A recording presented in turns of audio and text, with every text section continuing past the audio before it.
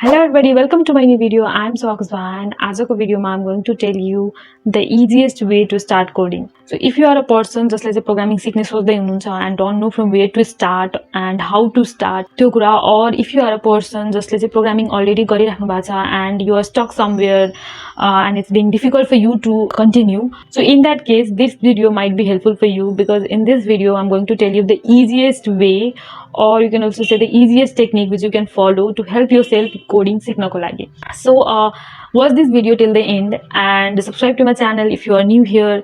Now let's start our video.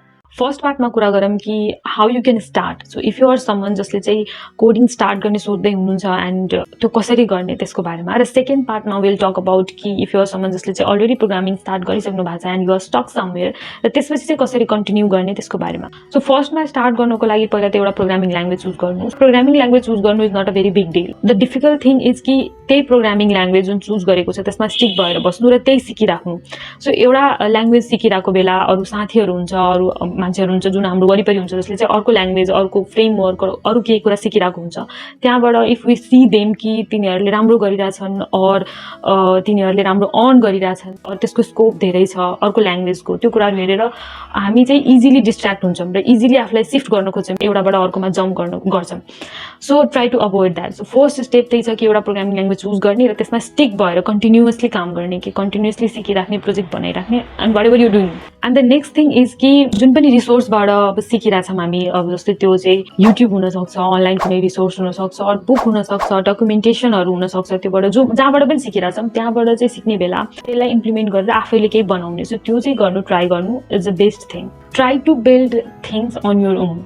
जति चाहिँ सिकेको छ त्यहाँबाट चाहिँ आफूले इम्प्लिमेन्ट गरेर एउटा सानो कुरा बनाउनु ट्राई गर्नु is also a very big thing. So what you can do is कि हामीले इफ सानोतिनो कोडहरू छ भने, कोडको पार्टहरू छ भने we can put it online. जस्तै गिटहबमा राख्न सक्छौँ. अरू कुनै प्रोजेक्ट छ सानो अर ठुलो जसोसुकै छ, सो प्रोजेक्ट छ भने वी क्यान डिप्लोय इट र त्यसपछि त्यसको लिङ्क सेयर गर्न सक्छौँ हाम्रो सोसियल मिडियाहरूमा त्यस्तो.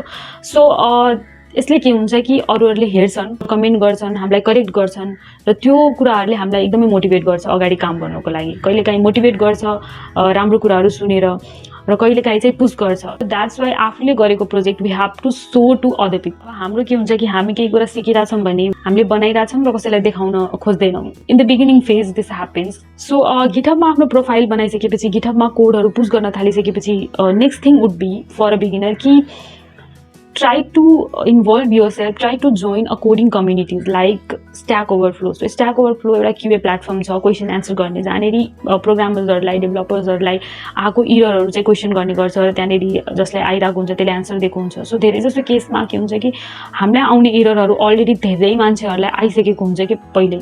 सो त्यो इररको बारेमा त्यहाँ क्वेसन हुन्छ नै र अलरेडी, र त्यसपछि त्यहाँ एन्सरहरू पनि हुन्छ धेरै जसो. So do not hesitate to search about your error and take help from other developers. So यिनीहरू स्टेप जुन मैले भने त्यो चाहिँ फलो गर्नै पर्छ एउटा बिगिनरलाई कोडिङ सिक्ने बेलामा. But the next thing which I am going to tell you will help you to push yourself coding सिक्नको लागि. एन्ड द्याट इज कोडिङ च्यालेन्जेसहरू सल्भ गर्नु. अनलाइन प्लेटफर्महरू जस्तै लिड कोड अनि ह्याकर र्याङ्क त्यस्तो प्लेटफर्महरूमा गएर अनि कोडिङ च्यालेन्जेसहरू सल्भ गर्ने र त्यसपछि आफूले एउटा पर्टिकुलर थिङको बारेमा सिकिरहेको छ. त टपिक वाइज हुन्छ नि त प्रब्लमहरू, जुन मैले सेकेन्ड स्टेपमा भनेको थिएँ कि आफूले एउटा कुनै भिडियोबाट अरू कुनै रिसर्चबाट सिकिरहेछ त्यहाँबाट हेरेर आफूले कोड गर्नुभन्दा आफैले ट्राई गर्नु बिल्ड गर्नको लागि. सो र नयाँ कुरा त्यसलाई इम्प्लिमेन्ट गर्न ट्राई गर्नु जुन मैले भनेको थियो. त्यतिखेर इफ आफ्नो दिमागमा आइरहेको छैन कसरी आफूले त्यसलाई इम्प्लिमेन्ट गर्नु, यु क्यान डु बाई यस्तो वेबसाइट्सहरूमा, अनलाइन प्लेटफर्महरूमा गएर त्यसको रिलेटेडहरू प्रब्लम खोजेर त्यसलाई सल्भ गर्नको लागि गरेर. यसमा के हुन्छ कि you are trying, you are learning also र building something by yourself also. Problem solve गर्नु भनेको एउटा सिम्पल प्रब्लम सल्भ गर्नु पनि will be very helpful, very effective for you in your learning process. So त्यसैले LeetCode र HackerRank जस्तो प्लेटफर्महरूमा आफ्नो अकाउन्ट बनाएर त्यसमा प्र्याक्टिस गर्नु is a very very important thing for a beginner. र नेक्स्ट पार्टमा जुन मैले भनेको थिएँ, if you are a person was already started coding र you are in the stage जहाँ चाहिँ यु आर फिलिङ कि it's really difficult for you coding अगाडि कन्टिन्यू गर्नको लागि, or you are not being able to figure out कसरी आफूलाई पुस गर्ने, त्यो स्टेजमा देन के गर्न सकिन्छ कि try to show your work to other people.